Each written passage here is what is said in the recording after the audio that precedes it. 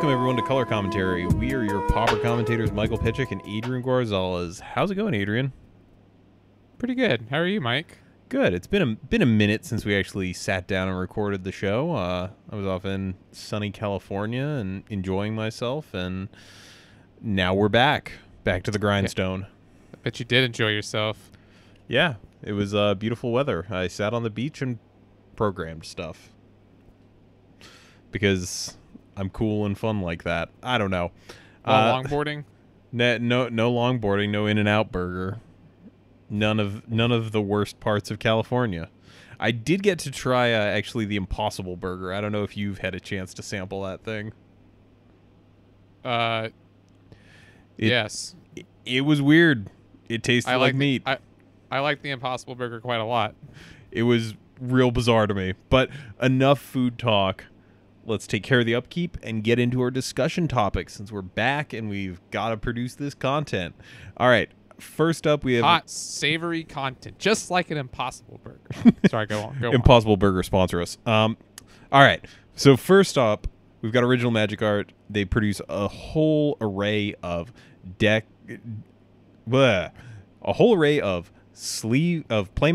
dice bags, tokens, and art prints featuring art from Magic as well as the rest of the world. They've got really neat stuff. You should definitely check out the classic token line. I'm a huge fan of the random bits of art history they managed to pull out and put on tokens. I think it's a really neat project. We stand by the products 100%. So if you want to class up your play experience, you can go check them out. They're online, Original Magic Art, and if you use the affiliate code Commontary, all caps spelled as it is in the name of the podcast, you'll get 5% off your order, and we get a little bit of a kickback. So you're helping keep the lights on here, and you're also getting a little bit of a discount yourself. So win-win for all involved.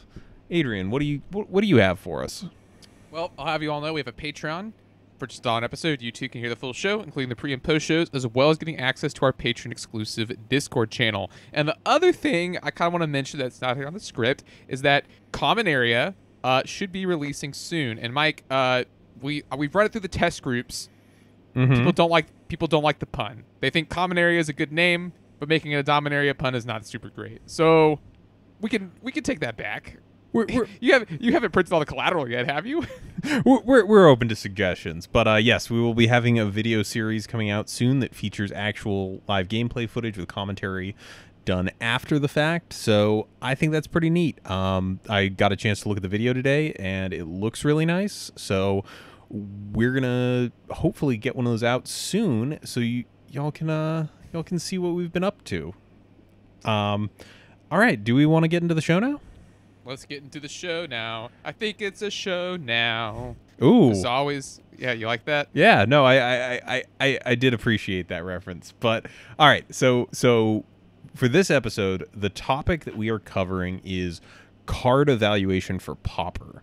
And what we mean here is not existing cards, but sort of a framework for new cards. We just had M19 release, and set looks cool, but I hear you saying, Mike, how do I know when I see these spoilers what I should think about these cards? Because we know that, we release after the full spoiler releases. What are you going to do for that week leading up to it where you have perhaps no framework for what a good Magic card for Pauper looks like? So we're going to try and break that down a little bit with you a plebe, me, a guru sitting on the mountain.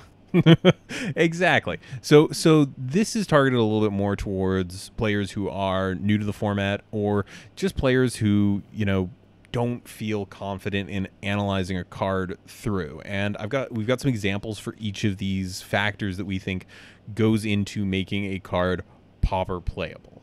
And let's kick things off just on raw power level basis. And we've got a couple of examples.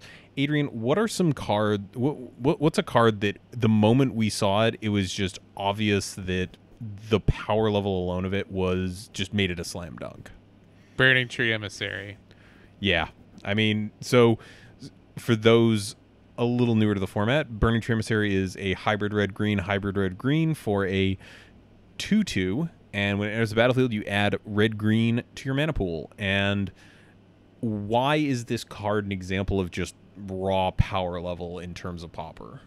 Well, I recall back when it was in Standard, and I think that that has a lot to do with it also just being like, well, I knew that card was good in another format I once played, which is obviously not always the case, but you sort of do it that way. You're like, I know that this card was historically strong, and so I can see that it will have applications in this set as well.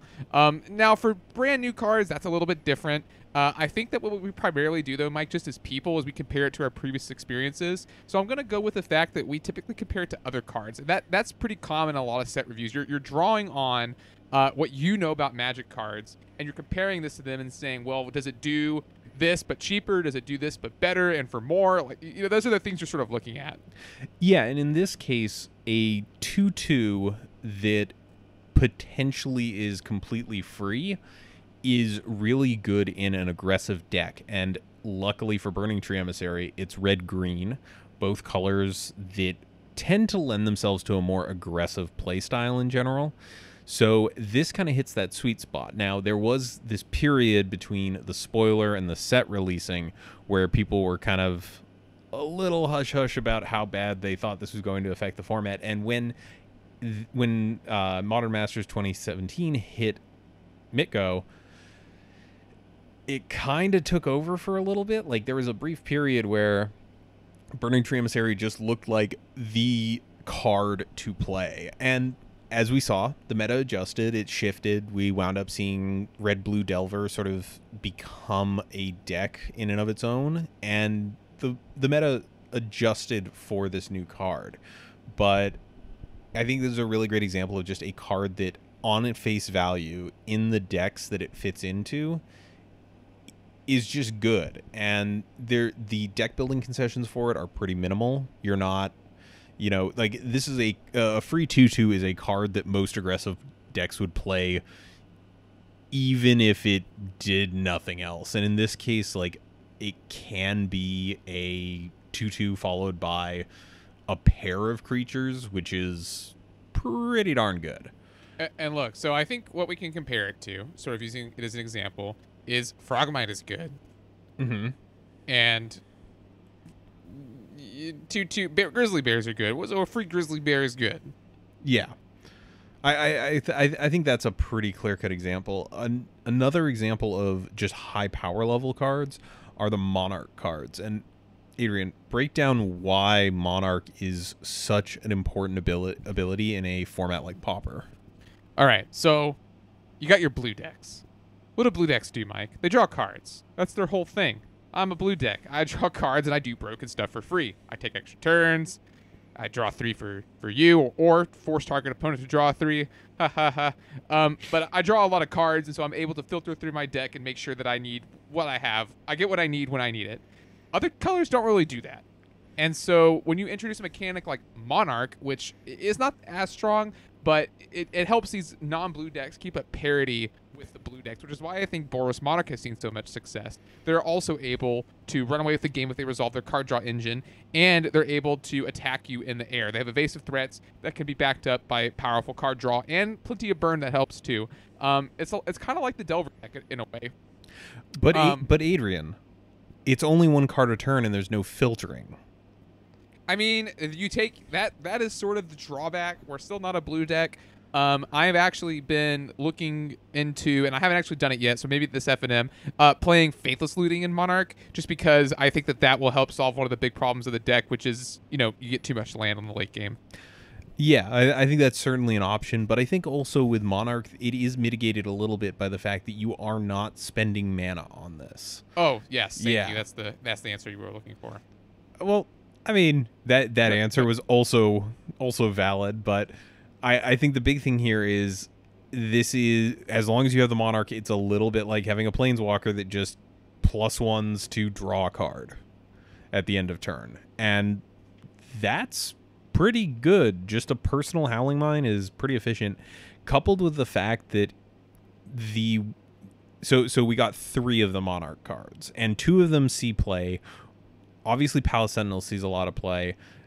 Thorn of the Black Rose a little bit less, and I still haven't seen a list that I really like Entourage of Trest in.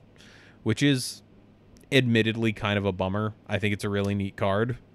Yeah, if only it seems like it could have been good in Tron, and then it just wasn't that good. Yeah, it just never shook out that there was a deck that wanted a 5-drop that had the Become the Monarch ability tacked onto it. And I think the really big important thing about why Boros Monarch has seen so much repeated success is the fact that it gets to couple Monarch with a pretty good removal suite, and on top of that, flyers to make sure it's difficult to actually get in for damage. And that just kind of all sings together really nicely. Then we have Thorn of the Black Rose, which is a little bit less good, but backed up by a better removal suite in the form of the edicts and targeted removal that Mono Black gets. So, and I guess to a lesser extent, the white-black Pestilence decks that get to leverage things like Journey to Nowhere alongside black removal and Pestilence just to kind of keep the board under control. So I think Monarch's a pretty clear-cut case. And you brought up comparing cards to other cards. What recent releases have analogs in Pauper's past? All right, so I guess the best example of this is Augur of Bolas. When Augur of Bolas was first spoiled, those of you who've been listening to the show for a while will remember this. We didn't think it was that good. Boy, were we wrong. We compared it to a card called Seagate Oracle, which at the time we said, well, Augur of Bolas doesn't draw you a land ever, so it's obviously not going to go into Tron. Gee, I really don't know what other deck could possibly use this. Is it Delver? Was not really a deck at that point. A very popular deck at that point. So that was definitely our mistake. But we were comparing it to a card that we knew. Sure, it cost 1 more mana, but we thought that drawing the land was actually going to be more relevant than drawing the spell sometimes. So it turns out we weren't entirely on base on that, but that's what we were doing. We were comparing it to a card that already existed in the format as opposed to what we knew from our previous experiences with the card in another format. Yeah, and Augur of Bolas was always sort of a pretty powerful limited card that I don't ever remember breaking into actual constructed play that much. I don't think it got played in Standard. Yeah, but it was always one of those cards where it was real sweet in limited, and sometimes that can be a cue where the sort of cream of the crop commons for limited are often, not completely unplayable in Pauper. And in this case, we did miss the mark because it does seem like a downside that you can whiff on Oracle. But as it turns out, if you're playing a deck where if you whiff on it, you're just bottoming 3 cards you didn't want anyway, that works out pretty decently. And the fact that it comes down a little bit earlier to sort of help blue decks combat aggressive decks, either mono red or mono green, is a really nice bonus for it to have. Just the fact that it does sort of stem the bleeding in a way.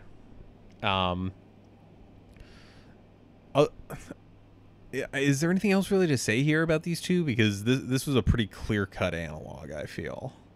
Yeah, and obviously there are other examples of this, but I think that one is the big one. Yeah, and we did include some examples here that we feel sort of run contrary to this. Examples where a proper evaluation of the card will show you that just because a card is similar doesn't mean that it necessarily is as good as the previous card. And the example we have here is Blazing Volley versus Electrickery. So Blazing Volley is a sorcery for red. It deals 1 damage to each creature your opponents control. Now Electrickery is an instant for 1 red that deals 1 damage to a creature you don't control, but then it has Overload for 1 and a red. And Overload, what it does is you still cast the spell as you normally would, except you replace target with each. So in this case, we have the dichotomy of a card that has instant speed but costs 1 more, and a card that is sorcery speed. And that's actually a pretty big world of difference. Adrian, why is Electrickery just a much better card in a lot of situations? I think its primary reason is because it instant speed answers Spellstutter sprites. So you can theoretically counter your opponent's Spellstutter sprite by killing all their fairies with an overload Electricity, which at sorcery speed you just can't do. So I think Blazing Volley for that reason is much weaker than Electricity, and that's a very good point. Like, just because a card, when we're evaluating a card, just because it's newer or costs less doesn't necessarily mean it's better. There's a lot of different things that go into card evaluation, and instant speed trumps sorcery speed almost any day of the week. Obviously there are some exceptions, but I mean a great example of that in an older card is take Chain Lightning versus Lightning Bolt. Which card do you think is better? It's Lightning Bolt. Oh yeah, by a mile. There's like Chain Lightning is just a bad Lightning Bolt, but Burn still plays it because a bad Lightning Bolt is better than no Lightning Bolt. Yeah, a one mana Lightning Bolt. Well, actually, so here's where it gets kind of different, right? A bad Lightning Bolt for just red is better than a Lightning Bolt that costs to an instant like Searing Spear. Yeah, that's a fair comment there. Like I would definitely in Burn rather see a couple copies of Chain Lightning than a couple copies of Incinerate. So that is kind of interesting how that actually is the opposite of Electricity and Blazing Volley. Yeah, I mean, for clarification, if the overload cost on Electricity was, say, 3 total mana, if it was like 2 in a red, I would not be keen on playing that because that's a little bit more than I want to be. Like, keeping up 3 is a little bit taxing. Keeping up 2 is a little bit easier and something that you can definitely do in the mid game without sacrificing too much economy of mana. And I definitely prefer having access to that. Also, Electricity does have that hidden mode where you can just ping something for 1. I don't know if you've ever actually used it for that. Yeah, I totally have. It's funny.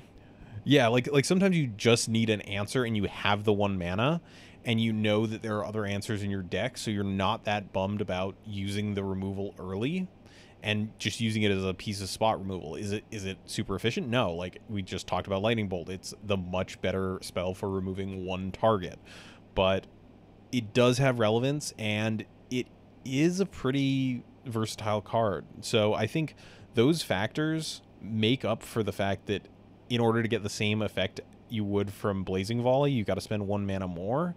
I think all those combined factors make it a lot better, and these cards, just looking at them, it's really easy for someone to make the conclusion that, oh, well, it's a cheaper Electricity. But the moment you start breaking it down and comparing the use cases, you find that Blazing Volley has issues with it. That said, if it was an instant, it would be a no-brainer. That's, Yeah, if it was an instant, it'd be much better. And I think, we don't have this in our show notes because I just thought of it now, but I think one of the other things is strictly better cards. They do exist. Like, if they printed a 1 red instant, deal 1 damage to each creature you don't control, that card would just be better than Electricity in most situations. So, I think strictly better cards, just play them. If you're playing, if they release a card that's just better than the one you're playing, like, let's say you were playing Inspiration, which is 3 and a blue for an instant, draw 2 cards. When Hieroglyphic Illumination was printed, you should just swap it. It's just the same card, but it also cycles for a blue. So I think that I don't think we need to go too deep on the strictly better thing because those cases are pretty rare where we get something that's just out and out better. But if you ever spot a situation like that, if they printed a functionally identical Lightning Bolt at common again, like, yeah, you'd probably cut Chain Lightnings and Burn. That's a completely reasonable thing to do. All right. Next, one of the other things that should be considered when evaluating cards is what deck does this card go in? And we've kind of touched on this already where, when we were discussing Augur of Bolas, we were like, well, Tron doesn't want this, you silly goobers. Yeah, it context definitely matters. And to wit, Palace Sentinels is a better card and a more played card than Thorn of the Black Rose. Not because Palace Sentinels is better. When we first evaluated those cards in a vacuum, I believe we probably said Thorn of the Black Rose is better. It costs less. No, and it has costs the same.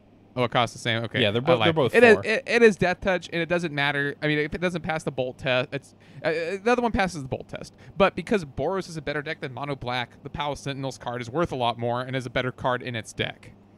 Yeah, it has stuff that harmonizes a little bit better with it. As we mentioned, the fact that with Monarch, since we didn't actually cover this, being the Monarch is a status. When you are the Monarch, you draw an extra card at the end of your turn, and if a player deals combat damage to you, they become the Monarch. So the thing is, if your opponent can chip in for damage on you, they get that advantage. So I think the thing that works really well with Monarch is the fact that it does get to play a lot of removal and also a lot of flyers that can just kind of stop a lot of the evasive threats from getting in, and that kind of all just fits together in a nice little neat box. All the stuff kind of works together. And I think Palace Sentinel is a great example. It shines in the deck in Monarch really well, and it also, is a pretty decently big role player in, again, that Black-White Pestilence deck. And I think it just wound up that when we looked at them in a vacuum, we immediately were like, yeah, it's gotta be Thorn. Like, we've already got these Boros decks running around, and they're slinging 4 damage bolts, so it's not the 1 point of toughness isn't as bad as everyone thinks it is, and it's got Death Touch, so it's basically a removal spell. Nope. Turns out that the 2/4 that just happens to be in a color that already has a game plan that facilitates it just worked out to be a little bit better. Now let's talk a little bit about an example that was controversial when it got spoiled. Do you want to tell me what Gitu Lava Runner does? Dude, I almost don't even remember. All right. Okay, go ahead. So it's a red mana for a 1/2 wizard, and it says if you have 2 or more instants or sorceries in your graveyard, Gitu Lava Runner gets +1/+0 and has haste. So you mentioned earlier comparing cards to cards in other formats. What does this card look like a little bit to you, if you had to draw a comparison? Oh, Mike, I don't know. Is it Goblin Guide? It sure is. A lot of people saw this and went, well, that's just Goblin Guide, right? And it kind of isn't. I like calling it Garbo Guide, personally. And I think the big thing is people have been seeing success with this card, and I do think that when it works, the effect is powerful. A 1 mana 2/2 with haste is good. Like there's nothing there.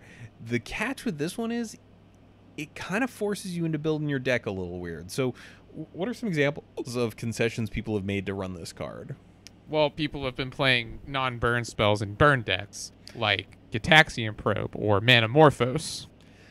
Yeah, which, while they're free, also kind of dilutes the density of good burn spells you've got in there. Right. So we have some opinions about Gitu Lava Runner. The other side of the coin is that someone top-aided a challenge with it, I think is what happened. And so it's been showing up in a lot more lists, but we're personally not fans.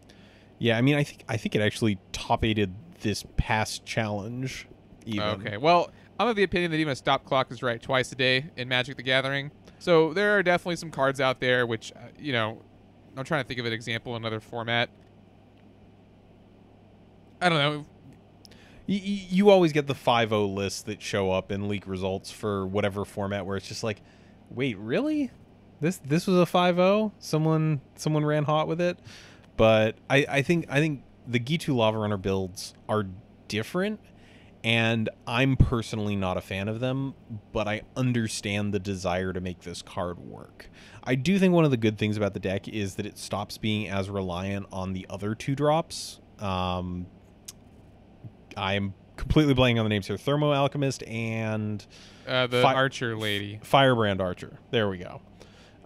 So I think it does sort of help you out in the fact that, I don't know, the whole like I'm running next to no creatures thing is always awkward to me, because maybe game 1 you don't see any of the creatures, and as a result they board out all their removal thinking you don't have any creatures, or they just have a bunch of removal sitting in hand when you finally cast these things. I don't know. I've got opinions on Gitu Lava Runner as a card. Opinions. Mike's got them. All right. So one of the last things we wanted to talk about was sideboard and main deck cards. So what do we mean by sideboard cards for people who, might not be as up and up. What's a good example of a sideboard card in recent years? Ancient Grudge. They're cards that are very good against certain decks, but are not good against other decks, and so you don't want them in the game. There are games where they're just dead cards, and then there's some games where they're silver bullets. And so I play decks typically where I get to play a lot of silver bullets. Although there are certainly sideboard cards that have a bit more utility to them. The sideboard is basically just a way of shoring up shoring up matchups. Mm-hmm. So typically the cards are very narrow. And I think there's sort of a tendency for sideboard answers to still get printed at common these days when it comes to new sets. For example, Oath of the Gatewatch wasn't too dreadfully long ago, and Natural State still occasionally sees play. For those who are unfamiliar, Natural State is a green mana for an instant. Destroy target artifact with converted mana cost 3 or less. And this sometimes shows up in, your Stompy sideboards and what have you. And again, it was a card that was low enough power. It was put into standard. It was put in at common. And it just works. And so I definitely think that we get a lot more, when it comes to standard set releases, we get a lot more sideboard cards than we do main deckable cards, because they keep printing variations on this. Like, at this point, how many different variations of naturalized do you think there are at common? 5 more. I was gonna say, like, let me just see. Destroy enchantment. How many? Mike, there's gonna be so many, Mike. Well, that's what I'm curious about. Like, I like, even as recently as Dominaria, they printed new options for this sort of effect. All right, there are 93 cards in Pauper that interact with enchantments, and these are all sideboard options, ranging from your standard, gleeful sabotages and that sort of stuff, to oddball cards like Aura Fracture. Are you familiar with Aura Fracture at all? No, tell me what it is, Mike, because I know Dream Fracture. No, Aura Fracture is an enchantment from Prophecy. It's 2 and a white for an enchantment. Sacrifice a land, destroy target enchantment. So there are a lot of options. Even as recently as Dominaria, we had Broken Bond, which was 1 and a green for a sorcery, destroy an artifact or enchantment.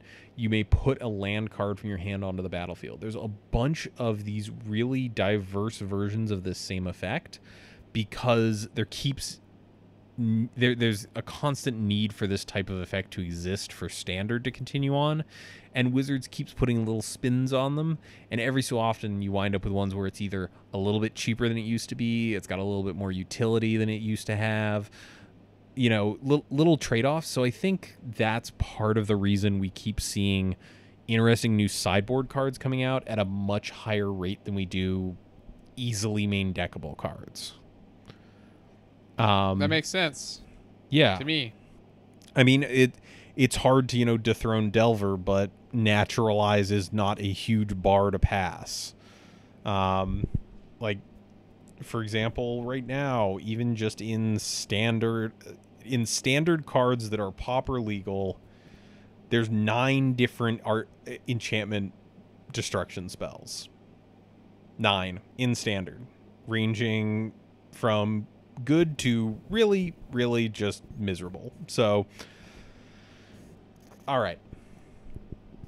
So that's card evaluation. Are there any other things that listeners at home should consider when they see new cards spoiled, if they're trying to think, how does this factor into Pauper? I would be on the lookout for new and interesting effects that are not currently done by anything else, and then trying to evaluate where those cards can fit. And I know that's hard, so especially at common. But another example I just thought of that we really misevaluate, and the thing is, I think you're going to misevaluate a lot of the time. Like, I feel like this segment has been just littered with our misevaluations. Another card we misevaluated, well, 2, Peregrine Drake, which we won't get into. We've talked about that ad nauseum. Yep. But also Ash Barons. I think you and I really underestimated Ash Barons. I think we were both pretty medium on Ash Barons, but yeah, it did turn out to be a little bit better than expected. And I think, again, there is a level of you can do all the mental gymnastics and talk to as many people as you want about a new card when it's spoiled. But there is an element at play. I forget which Magic writer it was who coined the term the Great Machine for like players online, where it's the infinite monkeys on infinite typewriters kind of thing, where you just have, you can look at a card and you can go, all right, I know this format inside and out. I think this will be a hit. And the moment it hits Mitgo, there's going to be thousands of people who can test that card. And you can very quickly, with just that bulk of data, figure out, you know, if this card keeps showing up, yeah, it's probably a pretty playable card. Like, the moment the Monarch cards hit online, we started seeing Pal Sentinels within a week or two. So I think at the end of the day, you can do all the pontificating you want. You're never going to hit 100% of them correctly. That's fair. Yeah, like we both dismissed Gitu Lava Runner, and it top 8'd a challenge this week. And I'm still pretty sure that card's not good, but here it is out here doing work. So, yeah, just to recap, our points in order were raw power level of cards, stuff that just on its face value looks like a very powerful effect. Similarity to existing cards that we already know are good, and I really love this one, you know, being able to point at another card and go, well, we have this and this is good, and it's kind of similar to this new card. I'm going to try this new card, see what works. What decks can use a new card? Where does it fit, you know? If this effect is good, but it doesn't have a deck that it goes into easily, the card's still not going to be good. And then finally, you know, considering cards if they're a sideboard or main deck card. There are different criteria for evaluating them. Cards that are good in the sideboard are usually sideboard cards for a reason. They're no one has gotten to the point where they have main decked that much enchantment or artifact hate, and I think that's a good sign, but you never know. We've got time. All right. Let's move on to our second topic of the episode, if you're all right with that, Adrian. Yep, I think I'm ready to roll. All right, we have an email that's been sitting for a while. I'm not going to disclose how long, but one of our fans, Barry, wrote into us and asked and said, hey guys, I'm a fairly new listener, started at episode 73, which I realize immediately dates how old this email is. You guys are blah, blah, blah, blah, blah. Anyways, I've been playing the Pauper for about a year now, and it's slowly becoming my favorite format. I was wondering if you guys would ever do an episode about common sideboard cards. You can say what decks they belong in, what matchups you bring it in against, and even the correct number of X card to have in your sideboard. Just an idea. Keep up the great work. All right. Sideboarding. This is, and I know you and your love of tinkering with established metagame decks. You had, for a long time, one of the most eclectic affinity sideboards. So I'd love if you kind of led this conversation with how you approach building a sideboard for a deck once you've got your main deck pretty locked down. All right, so yeah, the sideboard is a place for you to truly express yourself. Because if you're like me, you're a dirty spike, and you're just going to net deck every single time, then that's really the only place where you can flex a little. I'm sort of joking there. You can definitely make some considerations for your main board, but the sideboard is really the place where you get to look at your metagame and say, these are the cards that I will be bringing in against my friends' decks, basically. So as not to dilute my own deck in any specific matchup, but so that I can defeat X or I can defeat Y. And so in my affinity sideboards, you're right. I was a big fan of having a couple of 1-ofs and 2-ofs of everything, just so that I could stay true to my game plan. And yet, if I needed to draw a card or I needed a card that could be useful in some spots, I would have access to it. And that's sort of how I approach sideboarding now. And I guess right now, we could talk about my legacy deck, which I know we're a Pauper show, but my legacy deck runs 2 4-ofs. I have 4 Sorcerous Spyglasses and 4 Leyline of the Voids in my deck and that's sort of the other philosophy where you know that you cannot beat a deck unless you draw a sideboard card that beats it. In Legacy, you can afford to get away with that a little bit more, I think, than in Pauper. But as soon as I say that, I take it back, because I think that if you take a look at Pauper sideboards, you'll see 3, if not 4, of Pyroblast or Hydroblast in some of those sideboards, just because they're so effective at defeating some of the best games in the meta. Yeah, and I think there's also definitely a sort of point of separation when it comes to the type of deck you're running and how your sideboard's going to kind of shake out. If you look at the decks in the metagame right now that have a lot of card draw in them, namely Boros Monarch, any of the blue decks that get to play Gush, even Tron, which gets to play Mystical Teachings, you'll look at these sideboards and you're looking at close to, like easily double digits worth of separate sideboard cards. And the reason for that is with decks, for example, Mono Green Stompy or Red Deck Wins or any of these decks that lack a consistent draw engine, you're going to see less cards over a specific amount of turns. So instead of sideboarding diversely, you're going to have just a glut of stuff. So I can go, all right, I'm against Affinity. Affinity's a weak matchup. I'm a green deck.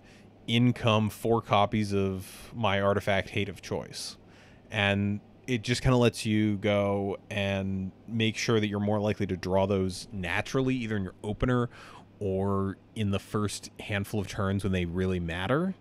So I think that's a interesting point of delineation, where the more card draw and the more card selection or even tutoring you have, the more sort of out there you can get with some of your sideboard choices. So you gave the example, we were talking about Affinity. Affinity has a decent chunk of card draw. How many different cards were you running in your Affinity sideboard at some points? I want to say it was like 10. I think I had like 2 Hydroblast, 2 Pyroblast, Circle of Protection Red, Gorilla Shaman, Standard Bearer, Ancient Grudge. There are certain sideboard cards that I also just gravitate to, like, and maybe this is because I play, Monarch now also. I really like having Ancient Grudge and Ray of Revelation in my sideboard. I think those cards are just really sweet. So Affinity is also a 5-color deck, kind of. Yeah. So you can get away playing kind of whatever you want in the sideboard. Obviously, you got to stick in your lane on some of them, but I think that's the reason that a deck like Monarch is also super powerful, is because red and white really have some of the best sideboard cards in our format. Yeah, and I think if we want to lead into specific examples, I think let's talk about one of the most common ones that we see in almost every list, whether or not it needs it.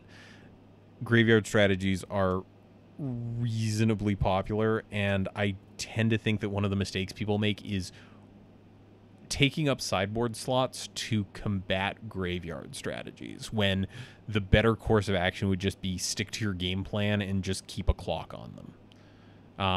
What are some of the popular sideboard cards out there for graveyard strategies? Well, first off, we got Relic of Progenitus, probably one of the best ones. Nile Spellbomb, Fairy Macabre, not Tormod's Crypt, Bajuka Bog, which is a main deckable card, so that's kind of interesting. Main deckable sideboard cards are always kind of interesting. Yeah, and we're starting to see more of that as time goes on. We're starting to see, Electrickery is creeping into the main board where it used to be more of a sideboard card. And I don't necessarily think that's indicative of unhealthy format, but it certainly points to the metagame being a little off-kilter when something that is traditionally thought of as a sideboard card is making its way into the main deck.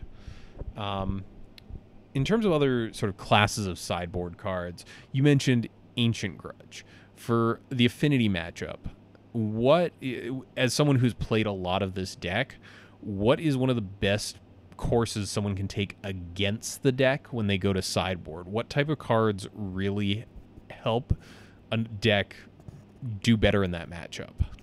Well, specifically against Affinity? Against Affinity.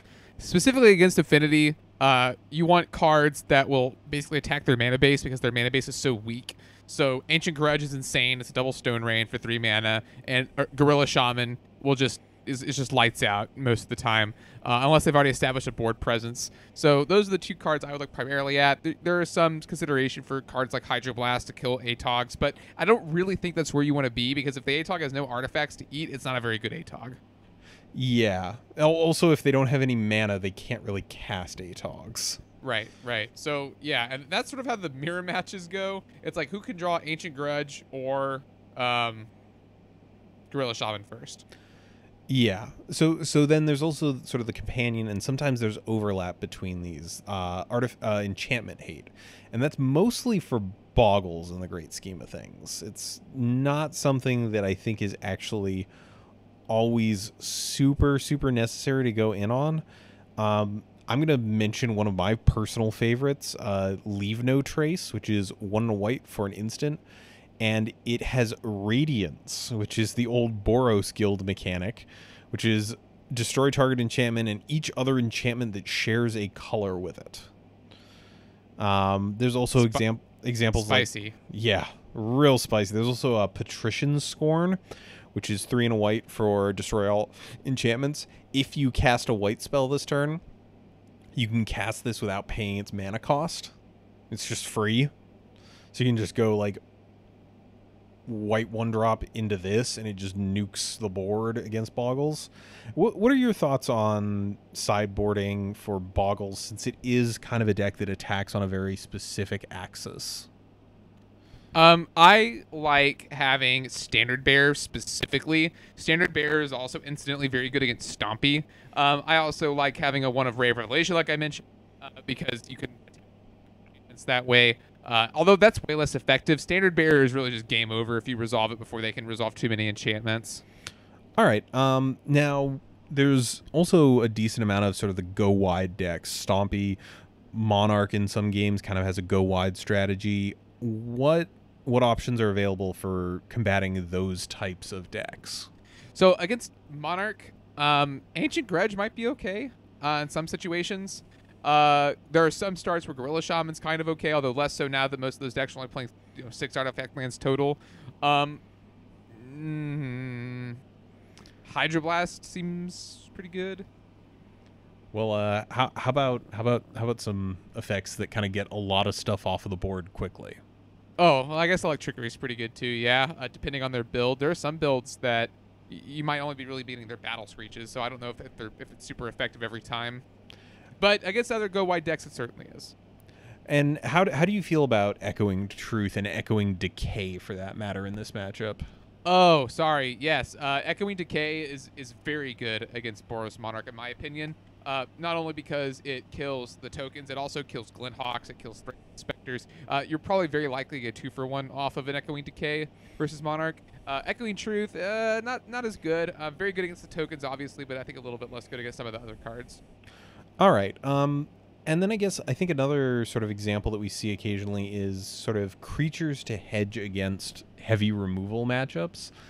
And we've got stuff like Stormbound Geist as an example, for blue, yeah. Or cards that come with extra bodies. And these are mainly coming in for the heavy removal decks. What other sort of options are there out there for this type of effect? Obviously, decks like Boros Monarch kind of have built-in protection by the nature of going incredibly wide and usually having a disposable body versus an Edict effect. But what other options are kind of available to players when they need to combat Edict-based removal, or even just need more bodies to be able to bash in? We in the main deck in Stompy, for example, we've got Nest Invader. Yep. And then I'm trying to think through outside of Cartouches. What were you gonna say? Cartouche of Solidarity. Yep. There's another example. Gets another body on the board, and Edicts are kind of the premium way to interact with boggles when you're in those colors. But yeah, these ones are kind of limited, and it generally is used to shore up decks that are a little light on the creature side of things and just kind of want a little bit more beef. We've also got a Young Wolf in Stompy, which has Undying and kind of functions as a way to defeat Edicts pre-board. And then there's the whole counter suites, the different, like, very hyper targeted but very efficient counter spells. So Hydro and Pyroblast are just pretty categorically great with the amount of red and blue that shows up in the format. What are your thoughts on some of the more niche ones? You know, your annuls or your steel sabotages or that type of effect? I think the best one out of those very narrow ones is Dispel. There's so many good instances in the format, and typically if you're getting into a big counter war, Dispel is just like the most efficient answer you can have to opposing counter spells. Yeah, I mean, I've got to agree there. If it's good enough for Tribe to run it in the main deck, it's probably a pretty decent card when you don't need to be protecting your 4 of combo piece and just need a little bit of extra oomph to kind of fight through a counter war. And then there's a handful of other protective spells now that I think about it. You know, you got your Apostle's Blessings, which you'll sometimes see. There's always the option of just putting more of a certain type of card you already have in your main deck in the sideboard, which I really like. You know, if you know that some matchups you need a bigger removal suite, just having a couple of removal spells hanging out on the sideboard, I really like. Where do you fall on the Circles of Protection? Because I've heard some takes on these. I think Cop Red is objectively the best one. Red decks cannot beat a resolved Circle of Protection red. I think they sort of fall off after that. Circle of Protection White, for example, doesn't seem that strong to me. White has access to enchantment removal. Circle of Protection Black, probably fine. But they could discard it, so I think it loses a little bit more value than red. They also have life loss effects. Like Gray Merchant still exists, and that does not deal any damage. So that's a bit of a rough one. Blue seems okay.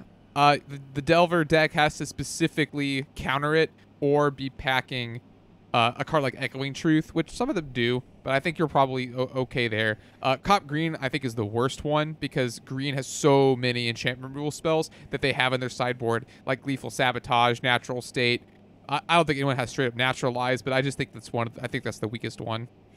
Yeah, I think I definitely have played Circles of Protection in my decks, but I'm never really happy about being in that situation, you know? It's just kind of like, all right, I guess this is my best answer to this situation, but I'm not going to be happy about it. This is my life now. All right, so we've covered a lot of different types of these. How do you go about determining what sort of ratios you want of these effects? Is it literally just looking and going, well, this is kind of a bad matchup for me, I might as well devote a few extra sideboard slots, or do you have any sort of methodology behind it? I am not really a fan of singleton sideboard cards. I mean, I have them. I do have them. But I think that you want to devote most of your sideboard slots to matchups that you know you'll face a lot. So, for example, 3 Pyroblasts in Boros Monarch. Then you'll have some that have a lot of cross utility that are useful in more than one matchup that you might just lose to otherwise. I have 2 Standard Bearers for Boggles and for Stompy. Stompy is obviously a good matchup for Monarch, but, you know, it has cross functionality. Then you have cards where it's like, well, it'll be nice if I draw this, but I don't necessarily need it to win every single game. I have Ray Revelation for decks that play Oubliette, decks that play random problematic enchantments, and for Boggles. So that's sort of how my approach to sideboarding is. It's not necessarily like 4 of each thing or, you know, looking at my meta every single time, although I think that that's pretty important. But I don't really change my sideboard from week to week. So I think that's sort of how I approach it, if that makes sense. Yeah, I think that's a completely legitimate way to view it. There's not really ever a guide to this sort of thing. You could try to come up with something, but I don't think you're ever going to be able to, you know, give a definitive, here's the formula, here's how many of this effect you want to run, here's how many of this other effect you want to run. I think it does take a decent amount of tuning and work and kind of realizing how your deck plays out and how important these sideboard cards are to draw. If you have one abysmal matchup, you know, you were talking about Legacy, you've got those Leyline of the Voids in there for, I am assuming, the graveyard interaction decks, the dredges, and they're also good against Storm. They are also good against Storm, yeah, beating those. But yeah, it's primarily because if you stick a turn 0 leyline against Reanimator, they're gonna have a really tough time beating it. Yes, and right now there's a great example. Reanimator is having a field day now that Deathrite Shaman is gone, so you're likely to see a lot of decks in Legacy react to that change by upping their sideboard count to help shore up a matchup that, as you said, they're very likely to see over the course of a league. So I think that's an excellent example. And if you just can't win a matchup without drawing those sideboard cards, you can go to 4 of a copy of a card. It's totally fine. And especially if you're a deck without a lot of draw spells in it, totally go for it. I think it's a completely justifiable thing.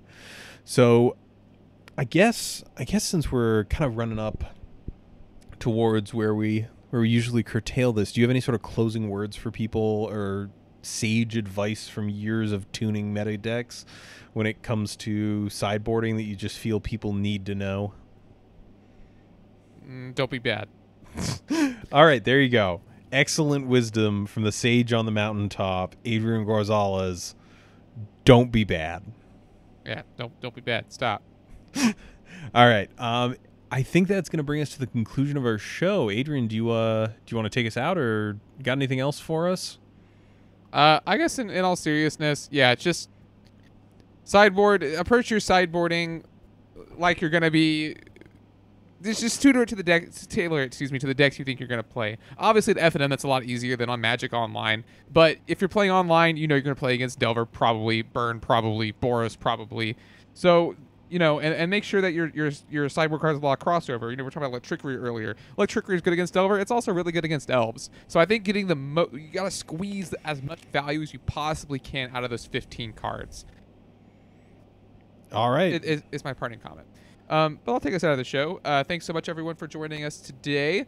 This podcast brought us one of our patrons, especially Blur Yo Face. Consider supporting us if you like the show just like them. You can check this video or the description of this podcast for details on where to find us. We'd like to remind you that if you're listening to this on a platform with reviews, they're always appreciated because they boost our visibility. If you've got a deck list, an idea for a topic, you can contact us either via our website or by emailing us directly at colorcommentary@gmail.com. Special thanks to my LGS, Pat's Games, and of course Mike's LGS, JP Comics, and L, who does our theme song. So next week, this is Adrian and Mike, and we are signing off for Color Commentary.